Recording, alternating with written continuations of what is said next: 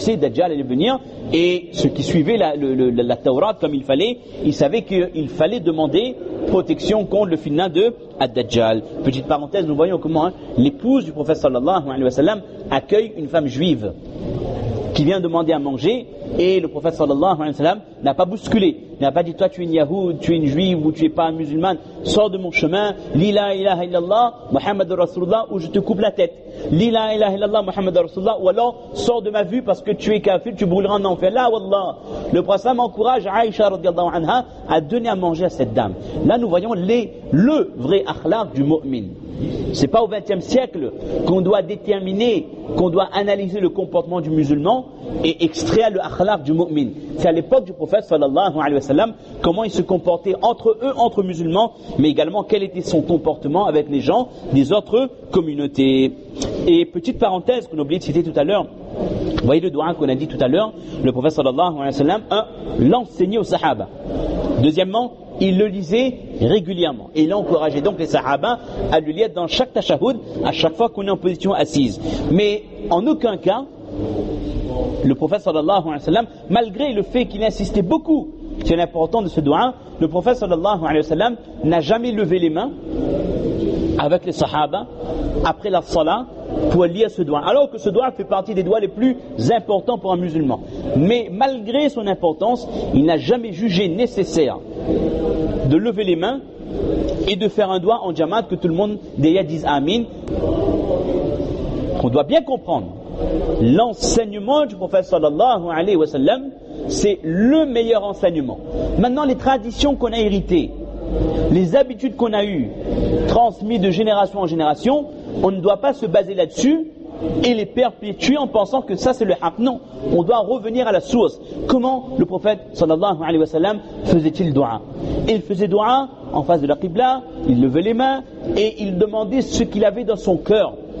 Il lisait d'abord salatu ala nabi, il invoquait Allah par ses noms, par ses sifat, et il demandait ce qu'il voulait demander, et il clôturait les doigts également par le salatu ala nabi. Allahumma salli ala nabina Muhammad, d'accord? Mais pas comme malheureusement de nos jours. Le gros problème c'est quoi? C'est qu'on a oublié quel est l'objectif premier du doua.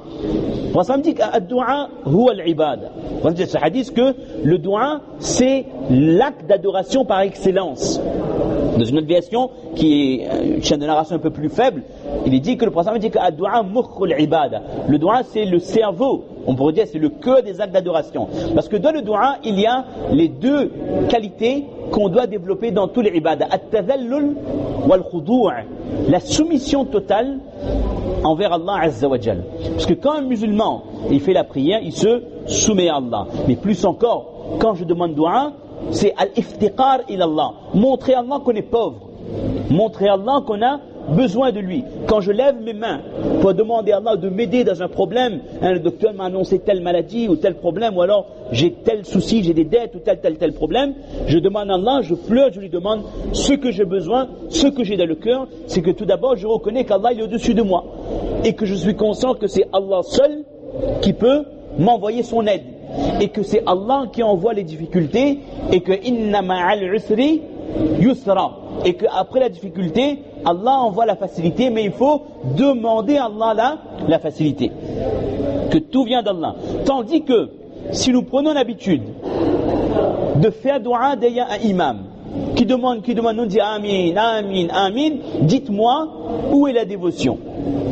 Le dua sera fait en arabe ou en d'autres langues qu'on ne comprend peut-être pas, on n'a rien compris de l'invocation et nous nous contentons de dire amin. Dites-moi qu'est-ce que ça apporte pour le musulman en termes de soumission envers Allah. Comment est-ce qu'il ressent la grandeur d'Allah à travers le simple amin? Alors que le mu'min, c'est après la salat, il faisait les adhkar. De nos jours, la grande calamité c'est quoi? Nous avons abandonné les du'as que le prophète sallam faisait tout le temps après la salat, au profit d'autres actions. Le prophète sallam ne l'a jamais fait. Jamais fait. Les 4 califes ne l'ont jamais fait. Aucun sahaba ne l'a fait. Aucun tabi'in, aucun atba' tabi'in. On est Hanafi, oui ou non? Imam Abu Hanifa ne l'a jamais fait. Quelqu'un est Shafi'i? Personne n'est Shafi'i. Imam Shafi'i ne l'a jamais fait. Imam Malik, Imam Ahmed, C'est qui notre référent à hadith? Bukhari, Muslim, Nasaï, Abu Daoud, Ibn Majah. Ils ne l'ont jamais fait. Mais pourquoi on le fait? Vous savez pourquoi on le fait? Parce qu'il y a un grand alim, un grand bouzrouk, on va dire grand bouzrouk, à un moment donné, il a dit que faites ça, c'est bien. Et on le fait. Il dit qu'il y a une sagesse, c'est bien, ça rend... Ok. Mais, le problème c'est quoi? En faisant ça, je délaisse ce qui est masnoun. Si on demande à quelqu'un dans l'assemblée de me dire tous les doigts masnoun qu'on doit lire immédiatement après la salat, et si on se rend compte qu'on ne sait pas, ça veut dire qu'on a changé notre dîn. On a changé l'enseignement prophétique qui vient de la part d'Allah. Quand le prophète dit quelque chose, c'est pas qu'il a envie de dire, c'est qu'Allah met de son cœur. Ce que le prophète nous a enseigné comme dua masoun après la salat, c'est Allah qui lui a ordonné de le faire et de le propager dans sa umma. Il dit qu'après les salats dans la masjid, à l'époque du prophète sallam, on entendait comme des bourdonnements. Parce que les sahaba faisaient le adhkar à voix haute. Ils faisaient le adhkar, pas en criant, hein, mais une voix audible. Donc on entendait comme un bourdonnement. Les gens faisaient le adhkar. De nos jours, c'est quoi notre habitude? Le dua est fini. La salat est finie, on fait le dua d'Ali l'imam, chose que le prophète sallallahu alayhi wa sallam ne faisait pas. On dit amin, amin, amin, amin, et puis tac, on passe la bénédiction sur le visage et on s'en va, on sort. Alors que les sahaba, ils restaient après la salat et faisaient le adhkar. Les sahaba, après la salat, restaient assis et faisaient le adhkar. Quand la salat est terminée, quels sont les doigts qui sont masnoun? استغفر الله استغفر الله استغفر الله الذي لا إله إلا هو الحي القيوم وأتوب إليه اللهم أنت السلام ومنك السلام تبارك وتعاليت يا ذا الجلال والإكرام برحمتك يا أرحم الراحمين اللهم عنا وعني على ذكرك وشكرك وحسن عبادتك لا إله إلا الله وحده لا شريك له له الملك وله الحمد وهو على كل شيء قدير اللهم لا مانع لما أعطيت ولا معطي لما منعت ولا ينفع ذا الجد منك الجد 5 لا حول ولا قوة إلا بالله له الفضل وله النعمة وله الثناء الحسن 6 لا إله إلا الله ولا نعبد إلا إياه مخلصين له الدين ولو كره الكافرون 7 Ensuite, lecture de Ayatul Kursi. Après chaque salat, le prophète sallallahu alayhi wa sallam lisait Ayatul Kursi. Qui le fait de nos jours? On a remplacé ces pratiques prophétiques. Et après, on se vante de suivre la sunna. Mon cher frère, mon cher ami, la sunna, c'est pas juste mettre le kafni blanc et d'avoir la barbe qui pousse et d'avoir un bonnet sur la tête. C'est pas ça la sunna. La sunna, c'est chaque parole, chaque geste que le prophète sallallahu alayhi wa sallam disait, faisait. Ayatul Kursi, ça fait 8. Suratul Ikhlas, Qul Allahu Ahad, une fois. Qul a'udhu bi rabbil falaq, une fois. Qul a'udhu bi rabbin nas, une fois. Sauf Suratul Fajr et Suratul Maghrib, le prophète le disait 3. 3 fois l'Ikhlas, Qul Allahu Ahad, 3 fois le falaq, 3 fois Qul a'udhu bi rabbin nas. Et les autres salats, c'est-à-dire Zuhr, Asar et Isha, c'était une seule fois. Ensuite, Subhanallah, 33. Alhamdulillah, Allahu Akbar. Et si c'est le matin après Fajr, le prophète sallam enseigne aux sahaba de lire 100 fois La ilaha illallah wahdahu la sharika lah, lahul mulk wa lahul hamdu wa huwa ala kulli shay'in qadir. Ce que nous on appelle 4e kalima. On enseigne ça aux enfants comme kalima tawhid. Lire 100 fois le matin, le prophète a dit que Allah vous protège jusqu'au soir. Même un sorcier, il fait un sort contre vous, un vaudou, je sais pas comment on appelle, il ne vous fera rien. Parce que 100 fois La ilaha illallah wahdahu la sharika lah, ça dit le 4e kalima, ça c'est une muraille, ça c'est une armure pour le mu'min, ça le protège contre toute mauvaise chose. Vous allez dire que oui, mais c'est Dieu de lire ça, il faut 10 minutes. Oui, il faut 10 minutes, effectivement. J'ai besoin de partir après le Fajr, d'accord. Après le Salatul Fajr, regardez le nombre de gens qui, après Salam alaykum wa rahmatullah, Salam alaykum wa rahmatullah, hop, ils se mettent debout, ils s'en vont.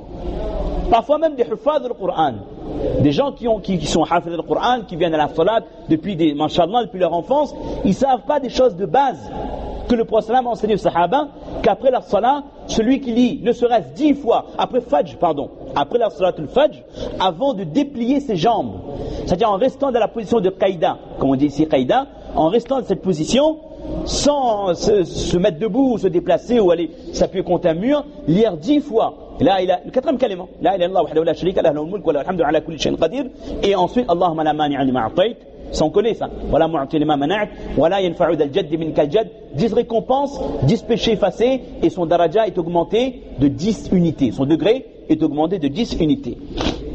Si je ne me trompe pas, il y a d'autres vertus encore, le hadith je l'ai lu il y a quelques temps, mais savoir que ça doit être fait avant de se mettre debout. Combien de personnes ne connaissent pas ça? Et combien de personnes, ils attendent les doigts qu'on fait en congrégation? Le doigt du mu'min, c'est quand il est seul. Il se lève, ça peut être n'importe quelle heure, mais le meilleur doigt, c'est quand on se lève dans la nuit. On se lève dans la nuit, on va faire notre wudu, on fait 2 unités de salat, on se met en face du qibla et on demande à Allah à un moment où personne ne vous voit, personne ne vous entend, à part Allah, qui dit aux anges que Allah Ta'ala descend au ciel le plus proche du dunya. Il dit que celui qui me demande, celui qui veut istighfar, qui veut demander pardon, je lui accorde. Ça c'est pendant la nuit jusqu'au subh al-sadiq, jusqu'à l'heure de salatul fajr. Ouvrez Bukhari Sharif, ouvrez Muslim Sharif, ouvrez n'importe quelle compilation de hadiths, voyez qu'est-ce que le prophète sallallahu alayhi wa sallam disait, al-adhkar ba'da as-salat, vous allez trouver les mêmes choses pratiques que les sahaba ridwanullahi alayhim ajma'in ont fait. Et c'est avec ça qu'on a le succès, mes chers frères. C'est avec ça qu'on trouve le nour. C'est avec ça qu'on trouve la lumière. Parce que là, on aura suivi le modèle du prophète sallallahu alayhi wa sallam. Excusez-moi pour la parenthèse, mais c'était extrêmement important. Extrêmement important pour que chacun puisse se remettre en question. Je dois réaliser que j'ai besoin d'apprendre ma religion. J'ai besoin d'apprendre encore plus ma religion et savoir qu'est-ce que le prophète sallallahu alayhi wa sallam faisait. Vous savez, parfois quand il y a des gens qui donnent certaines habitudes, ils veulent du bien pour les gens. Ils disent que ben voilà, on va aider parce que les gens ils savent pas faire doigt, donc on va faire doigt tous ensemble, au moins ils vont profiter, autrement ils vont pas faire doigt. Mais c'est une logique qui peut aboutir comme qui peut ne pas aboutir. Et regardez le côté pervers de la chose. Quand on va au Hajj, le 9e, le jour de Arafat, vous voyez, il y a des gens qui font pas doigt. Ils attendent que le moulissab se mette debout et il fait doigt et tout le monde vient derrière Amin. En arabe, en ourdou, il va juste dire Amin. Alors que ce moment-là, le pèlerin, c'est un trésor qu'Allah lui accorde. Chaque doigt qu'il pourra faire, ce sera un cadeau de la part d'Allah. Il laisse ce cadeau filer. Il préfère se mettre derrière quelqu'un et dire Amin sans conviction, sans compréhension, sans concentration. Vous voyez comment ça peut avoir un effet pervers. Donc ça c'est extrêmement important que chacun prenne conscience de l'importance du doua et que chacun se concentre dans la formulation des douas. On va avancer. Deuxième chose que le prophète sallallahu alayhi wa sallam nous a enseigné de manière précise pour être protégé contre Ad-Dajjal, la lecture de Suratul Kahf. Le prophète dit que man hafiza 10 ayat min awwal Suratul Kahf usima min ad-Dajjal. Celui qui mémorise 10 versets, les 10 premiers versets de Suratul Kahf,